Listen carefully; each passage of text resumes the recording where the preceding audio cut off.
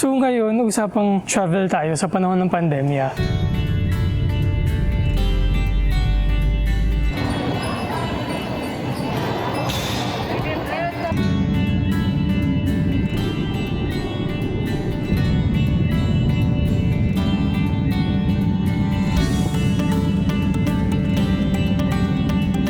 Before COVID-19 hit, parang yung travel is for fun. Pero ngayon, medyo iba na siya. During these times, you would travel para sa work, or in my case, to see my family. Kasi since the pandemic started, parang more than 2 years ko na hindi nakikita yung family ko on this side of the world. So sa vlog na to, I'm gonna share with you my experience sa pag-travel. Ano ba yung mga requirements, ano yung mga pinagdaanan ko, tapos ano yung tsura sa airport, sa flight, and yun. So please stay tuned.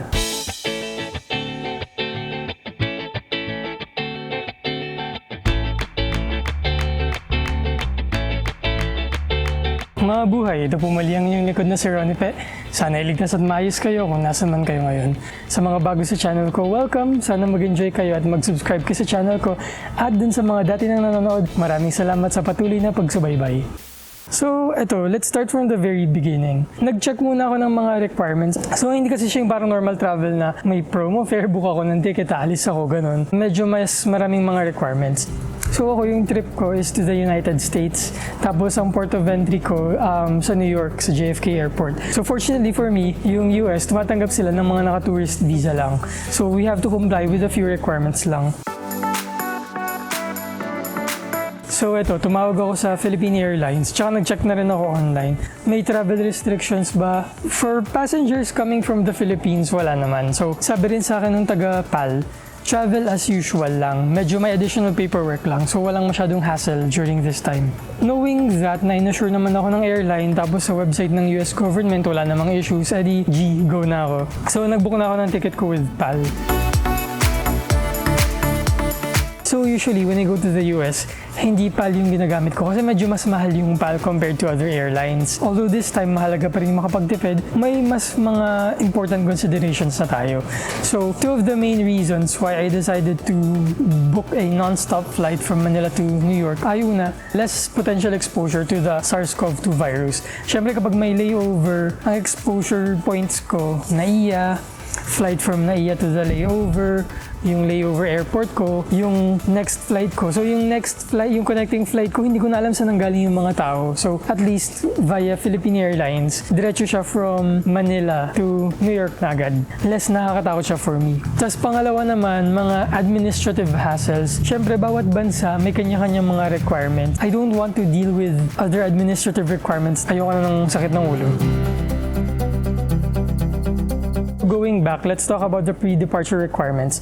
So ito na, 3 to 5 days before your flight, you have to accomplish the PAL Passenger Profile and Health Declaration. So yun yung PPHD. So parang online form lang siya, hingin yung flight details mo, questionnaire about COVID exposure. 2 steps yun eh. May parang pre-assessment. So fill out mo yun. And then after nun, mag-email sila sa'yo ng link. Tapos yun, fill out mo rin, yun yung main questionnaire. Parang 11 pages ata yun. Pero mabilis lang naman. Tapos yun, get your COVID test 1 to 3 days before your flight. So yung US, tumatanggap sila ng RT-PCR or antigen test. So ako nag-antigen test ako, okay naman. So yung COVID testing, meron kang mga options. You can go to your preferred hospital or whatever. Pero ako, I went to Detoxicare. Sila kasi yung partner ng PAL. So yun, ayoko kasi nang masyadong maraming iniisip. Eto, partners na sila. So alam na ni Detoxicare ano ba lahat ng mga requirements ni PAL. Ano mga dapat ilagay. So dun sa negative COVID-19 test ko, nandun na yung passport number ko and any pertinent details about the flight. So yun, less hassles. Tsaka yung RT-PCR nila, 2,800 lang and the antigen test is 700 pesos at the time that I book my test. Wala silang appointment booking, ano lang siya, walk-in. Pero nagpunta ako dun sa PAL Learning Center sa Faura, sa Manila. Okay naman siya kasi it's exclusive to PAL passengers. So walang masyadong tao. Parang pagdating ko, I was second in line. Pero after ko maswab, medyo dumami yung mga tao. Ayun, tsambahan lang din siguro. Pero at least you're not exposed to so many people. Mga passengers lang din yung airline. Tapos next naman, yung Trace mobile app. So i-download daw yon to generate your own QR. Hindi ko alam kung busy lang ba yung nasa check-in counters during that time, pero hindi nila inask yung Trace mobile app ko eh. Baka pagbalik ko na ng Pilipinas para ma-trace ako ng Philippine government. Those are the pre-departure requirements and preparations. Let's now move on to the departure date. So ayan, nag-iba na naman yung lighting kasi naka-natural lighting lang ako. Wala akong equipment dito sa US. I just have my camera. Ayan, lumiliwanag na ulit so hindi na ako underexposed. So pagdating ko sa airport, ayan, temperature check upon entry, tapos baggage check number 1. Bakit number 1? Ilang baggage check ba meron? Find out.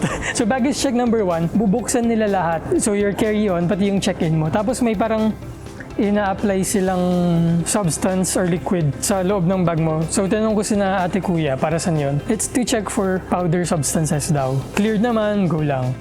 Tapos pagka-clear ko ng baggage check, may binigay sa akin ng mga naka-stapler na forms. So ito yung US Health Declaration form na yun, wala kang COVID or hindi ko na maalala kung anong mga laman nun eh. Basta requirement naman siya, finilout ko lang. Tapos Bureau of Immigration Departure Card. So as usual, when you go out of the country, you have to fill out a departure card. Tapos eto, bago to. Well, hindi man bago pero requirement siya ngayong pandemic while traveling. So yung Philippine Bureau of Immigration Declaration of Acknowledging the Risks involved in traveling. So parang merong mga, ayun, may risk yung pandemic or kung magpapavaccine ka sa ibang bansa, may associated risks that you have to bear all the consequences of those risks. Ayun, so may tanong doon kung essential ba yung travel, kung para saan. So for me, nilagay ko, it's to visit my family. Nahigit 2 years ko lang hindi nakikita, which is totoo naman. But as far as I know, okay lang naman yung non-essential travel going out of the Philippines ngayon. Correct me in the comments if I'm wrong. And last is passenger attestation. Sa US na form naman to. Parang pinapangako mo or dinedeclare mo na yung negative COVID-19 test mo ay authentic. So parang honor system. After noon, fill out lang, daming mga forms, pila na sa check-in. Actually, hindi ako masyadong nakapag-video sa airport kasi ang bilis. Advantages siguro na nasa Terminal 2 PAL lang yung airline doon. Parang in less than 30 minutes, pagbaba ko ng sasakyan outside of the airport, the temperature check, the filling out of the forms, the check-in, nakompleto ko lahat yun in less than 30 minutes. Dun sa check-in, super bilis lang, hiningi yung passport, yung US visa, tapos tinanong ko may travel health insurance daw ba ako na nako-cover yung COVID. Additional expense siya pero wala requirement, tsaka for peace of mind na rin. At dyan papasok yung sponsor ng video na to, yung Insurance Manila PH. So they have a Facebook page, Insurance Manila PH. Sa lahat ng mga na-search ko, sila yung nakapagbigay sa akin ng ayos naman na presyo for the coverage that they're offering. So in case ma-hospital ako dito, they will cover up to 3.5 million pesos ng hospital expenses ko. So that's around $70,000 US. Hindi lang siya COVID, so sana wag naman ako magka-severe illness. Yun yung mga bagay na syempre ayokong magamit. Pero maganda na nandyan kasi 3.5 million pesos. Saan ko huhugutin yan? Di ba? Nang basta-basta. In case madeds ako, yun, papadala nila yung katawan ko sa Pilipinas. Kung walang magbabantay sa akin, magpapalipad sila ng family member ko from the Philippines to go here to the US para alagaan ako sa hospital. O di ba? Ang ganda ng coverage. So yun, for your peace of mind and to comply with the pandemic travel requirements, check out Insurance Manila PH. Kontak nyo si Miss Sheila Cappuccino. Lalagay ko yung contact details or yung link sa description box sa baba. Yun. After ng check-in, diretso na sa immigration. Wala na akong binayaran na travel tax sa airport kasi bayad na siya sa ticket ko sa online booking. Tsaka pala yung terminal fee. Mas maraming tanong yung immigration ngayon. So medyo matagal kasi itong trip ko tapos on a tourist visa ako. Okay naman, nakatagos naman, nandito na ako ngayon sa US. So dito rin sa immigration ipapasa yung travel declaration and acceptance of terms and risk form na fill out kanina. Kasama yung form na yon sa mga binigay pagpasok sa airport. Pwede mo rin naman ito i-print sa bahay kung gusto mo. After immigration is the second airport security check. So ito naman mga ko na lang to. Carry-on bag tsaka yung personal effects, yung computer ko. After airport security check number 2, bakit number 2? Meron pang isang airport security check later. 7 p.m. kasing flight ko. So dumating ako sa airport mga 3 p.m. Natapos ko yung check-in mga 3:30. Tapos yung immigration natapos ko ng mga 4 p.m. So medyo mahaba yung pila sa immigration compared to check-in. Kasi lahat ng ibang flights nandun sama-sama na eh. So 4 p.m. until 7 p.m. anong gagawin ko? So yan, mini airport tour muna. Ito po ang NAIA Terminal 2. Ayan, nalakad-lakad na ulit ako. Bumabawi kasi lakad-lakad na ulit ako. Bumabawi kasi wala akong document sa check-in kanina. Masyadong mabilis yung mga pangyayari.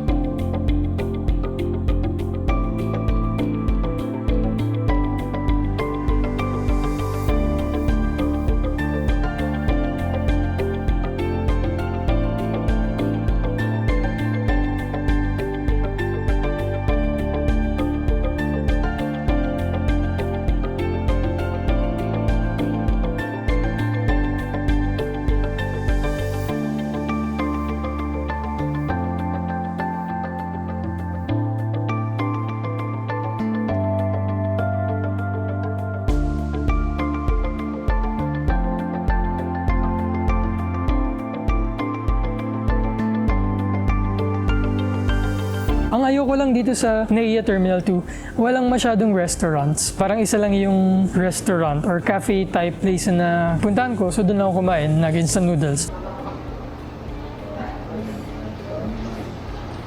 Miss, magkano yung noodles? Dito, sir? Ito po 250, ito 200. Ito. May 250 po.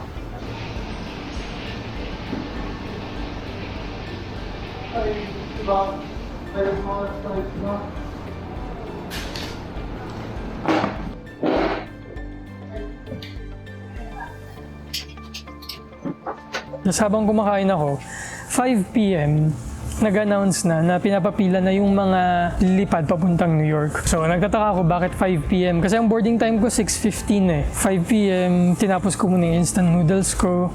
Yan, diretso na ako. Yung pila na yun, yung 5 p.m. is for the TSA security check. So, TSA, yun yung US Transport Security Authority. So, yung mga flights going into the US from Manila, hindi ko alam from other countries or from other airports kasi naiya lang naman ako lagi. I believe all US bound flights from Manila, merong sariling security check yung US government. So yun yung pangatlong security check.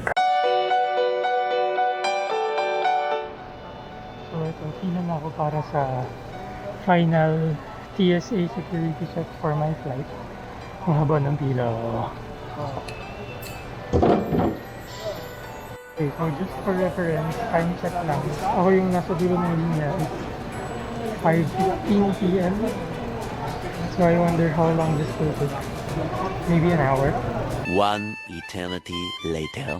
Okay, so time check lang. It's now 6:28 p.m. I just finished the TSA security check. So yung nasa likod. So I started falling in line around 5:15 p.m. And it's now 6:28, so kulang 1 hour 15 minutes just to get through that. Shortly after getting checked, boarding time na. So yan, after more than 2 years, nakadaan din ako ng air bridge, papasok ko ng airplane.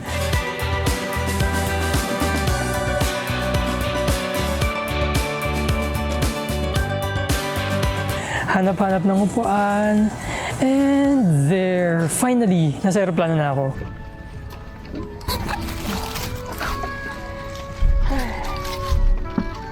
Finally, I'm on my seat.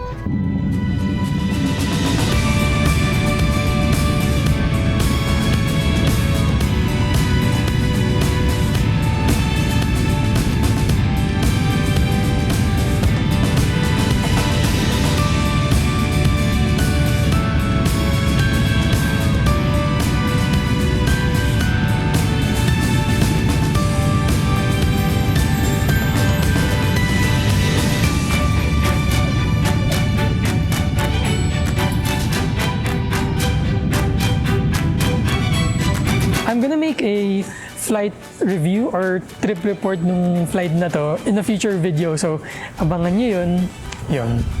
It's very nice, it's very convenient na wala akong connecting flight. Isang bagsakan na lang na, 16 hours, tulog muna tayo, try to nap.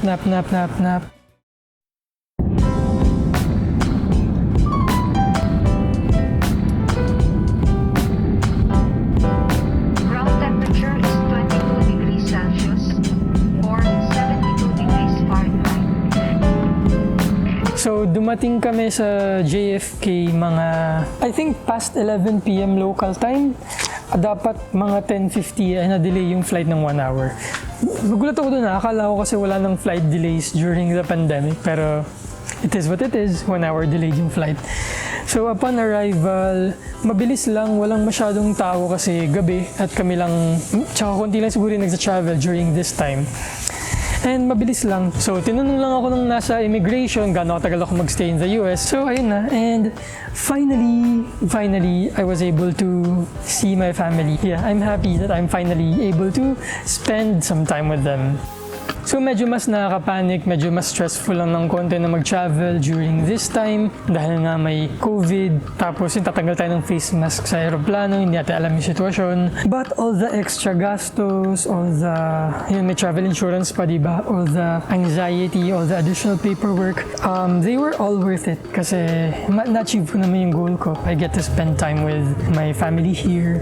So yun. I hope this video helped you in some way. Kung nagbabala kayo mag-travel or curious lang kayo kung paano ba yung travel situation sa ngayon. So if you like this video, please give this a thumbs up. Tapos mag-subscribe na rin kayo sa channel ko kung hindi pa kayo nakasubscribe. Click on the notification bell and I'll see you again on the next video. Muli ito po ang inyong lingkod na si Ronnie Pe. Hanggang sa muli. Paalam!